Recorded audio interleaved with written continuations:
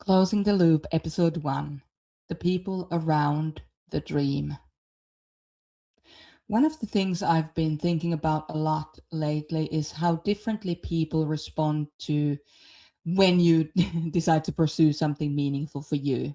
It might not be convenient for them, it might not make sense to them, it might not be small enough for them to feel comfortable with it. I really mean something that genuinely matters to you at a soul level, something that asks more of you. You have to become more of who you are. Something that exposes you to uncertainty and vulnerability and judgment and risk and, yeah, absolutely the possibility of failure in front of other people. I remember back in the day with Vesper, I was married at the time to a wonderful man, kind man. He used to be a pro athlete, and I was aiming for it was before the Younghurst World Championship. So I went on a scouting trip to France, and he didn't come with me. And as I've been working through the reasons and all of that, it's become very clear to me that he didn't want to go with me because he didn't want me to get my hopes up in case everything didn't go well, because his sports career, ended in an injury. So he didn't want me to fail. It's kind of sweet, but also it was quite the vote of unconfidence. And nowadays, ever since I started openly talking about my pursuit for Brisbane 2032, I've noticed how revealing people's reactions can be. Some people immediately get curious and supportive. They're like asking questions. For example, my sister, she started immediately asking questions about the actual structure of the plan. What horses do I have? What competitions do I need for qualifications? What's the timeline? What are the resources that I have? And she really wanted to know all the steps that need to happen between now and then. And I thought, ooh, now there's a person who's respecting my journey, like she's getting involved so that she can support me. She wants to know all this so that she can support me. And it really acknowledges the dream without dismissing it. It says, okay, this matters to you. Let's look at what it actually takes and how I can help you. But then, of course, as you may know, if you've ever gone for something bigger than yourself, there are other types of reactions too. Little smirks, little subtle laughs, and the energy of kind of, oh yeah, right, sure you will. And sometimes people don't say anything directly, but they insinuate that you can't do it or that you shouldn't do it. And you can feel it kind of sitting underneath the conversation, the kind of the disbelief or the discomfort that they're experiencing, and then trying to get you to take responsibility for. The subtle sense that your willingness to openly believe in something meaningful somehow makes them feel less than. But some years ago, those reactions would have probably crushed me. So when I was first aiming for the London Games with Vesper, I think I was protecting myself. But then it was a lot more acceptable back then because I was in my 20s, and that's the time when you're a good athlete, whereas now in my late 40s and it's not appropriate for me. I'm getting too old, is what a person also said to me. you know those comments, I think in the past, they would have made me even unconsciously minimize myself to fit some kind of a framework. I would have shrunk the dream into something that's more socially acceptable or more palatable for the person in front of me. Something less ambitious, maybe something less emotionally exposed. Downplay it so that if something goes wrong, I don't make them feel uncomfortable.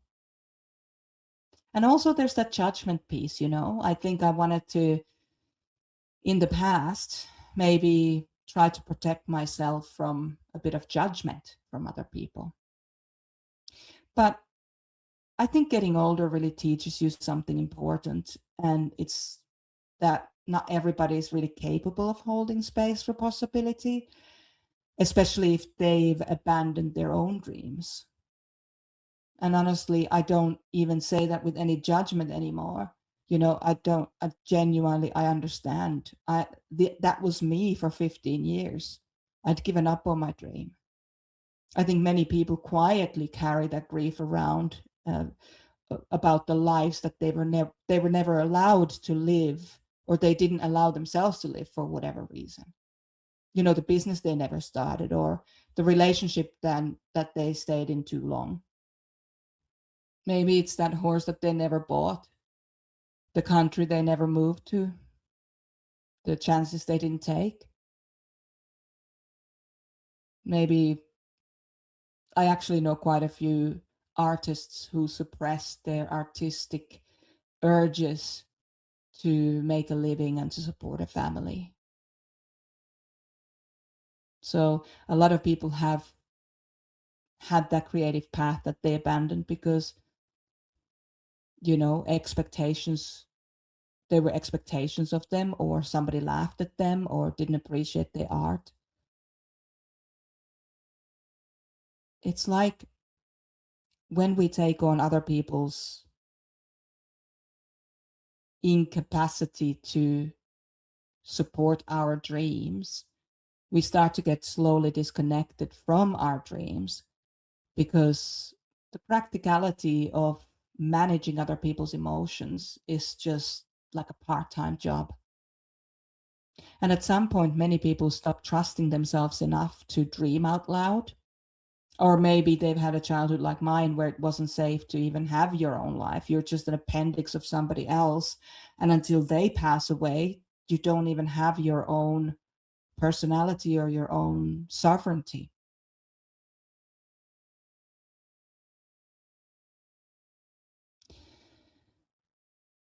For whatever reason, we don't speak our dreams out loud,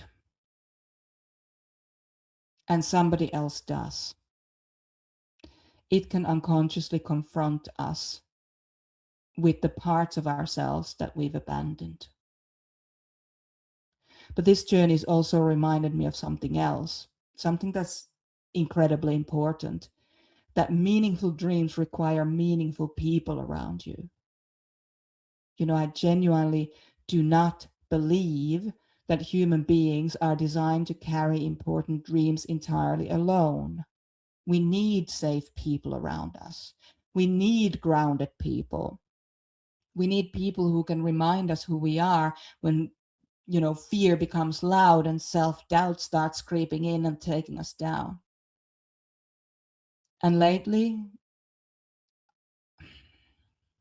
I felt such deep gratitude for the people around me, the students and the sponsors and the support people, because this dream is not unfolding in isolation for me. Every lesson that I teach helps pay for the horse maintenance, the training, the competition, the fuel, the vet bills, the endless costs that come with horses in high performance sport. But honestly, it's much deeper than that financially practical reality. Because when I'm teaching, I am learning constantly. Every lesson that I teach, it sharpens me as a horsewoman, a communicator, and a human being. And my students challenge me to articulate things even more clearly than I ever could before. Every time they say, I don't understand, is an opportunity for me to be more open, more available, more dig deeper for the right words that make sense to that person standing in front of me. Teaching keeps me really kind of, honest is such an overused word, but it keeps me sharp, because horses and humans are never static. Every horse is so different. Every nervous system is so different. And every rider brings their own fears and strengths and trauma patterns and confidence struggles and learning styles into the arena when they arrive. And in many ways, my students have become part of the ecosystem that allows my dream to exist. I actually try to say this during lessons because I need people to understand how important they are to me. But if any of my students are listening right now and I haven't said it clearly enough in person, I want to say it here. Thank you. Thank you truly for being a part of this. Thank you for believing in me. Thank you for believing in this vision. You're helping build something much bigger than a riding lesson. You're helping to create a different culture around horses, a culture that's built around emotional safety and awareness and integration, and most of all, partnership instead of domination and fear. And honestly, there have been moments when your belief in me has helped me continue to believe in myself. I'm a human being. I have bad days or bad weeks. If you look at our familial history, you can tell how many mental health challenges our family holds, and that hasn't escaped me. Neurodivergence hasn't escaped me. So when you believe in me, when you help me with all you've got, and I know I'm really bad at admin and I'm okay with that, but thank you. You're holding me accountable for living my authentic life,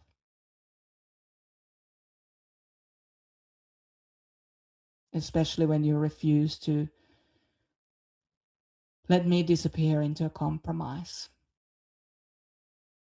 And of course, there's my partner, Peter, who's probably the clearest example of this whole um, purpose journey that I'm on.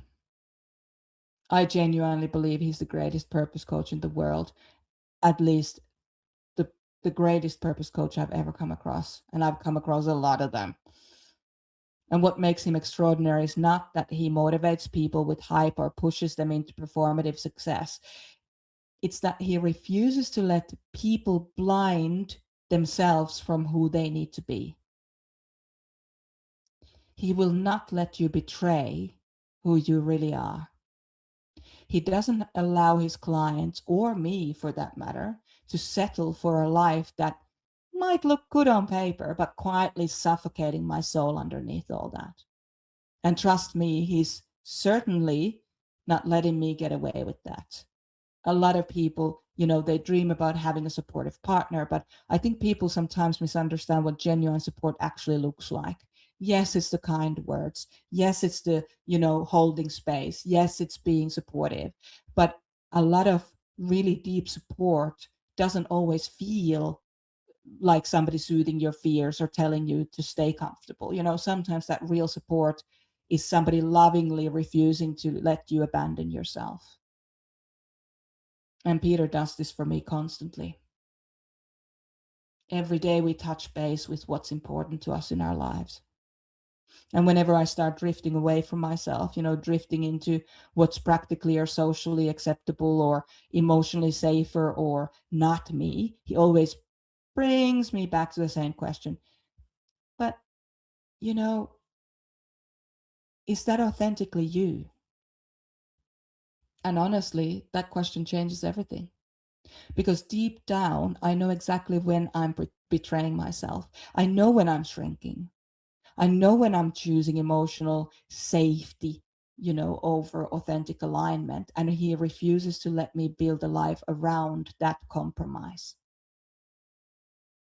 It's so amazing to have a partner who challenges me to return back onto my track, to build a life that genuinely looks like me, a life that reflects my values, my emotional truth, my purpose path, my connection to horses, my vision for safer spaces, and the kind of impact that I want to leave behind in the world when I leave.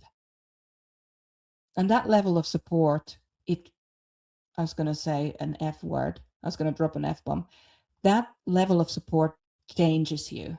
it changes you. Because when somebody consistently reflects your authentic self back to you, that becomes harder and harder to deny. It becomes so much harder to betray that. You can no longer play small. It gets harder to keep pretending you don't care about the dream that keeps calling you forward. And I think that's what real relationships can do. Real friendships, real partnerships. They don't always make you feel comfortable, but they help bring you home to yourself. And honestly, I think emotional safety really affects human performance much more than most people realize. Horses certainly understand that. Horses don't thrive in environments where they constantly feel emotionally unsafe or ridiculed or unsupported or misunderstood. They get the displaced behaviors, wind sucking, weaving, stomach ulcers. But we humans, we're not that different. When we feel psychologically safe, we expand. Our movement expands, our thinking expands, our emotional landscape becomes vivid in colors we don't even know words for. We become more courageous and more resilient and more creative and more willing to show up. And that's the same for the horses that we have in our lives. And this is why I think that one of the most important life decisions we make is choosing who we surround ourselves with. Because not everyone deserves access to the fragile early stages of a meaningful dream. Some people protect your hope, others unconsciously poison it. Some do it deliberately. Some people help you expand into your future, and some subtly pressure you back into a smaller version of yourself that feels safer and more more blah blah blah, more familiar to them. Sorry, I have too many thoughts coming and my mouth doesn't keep up fast enough.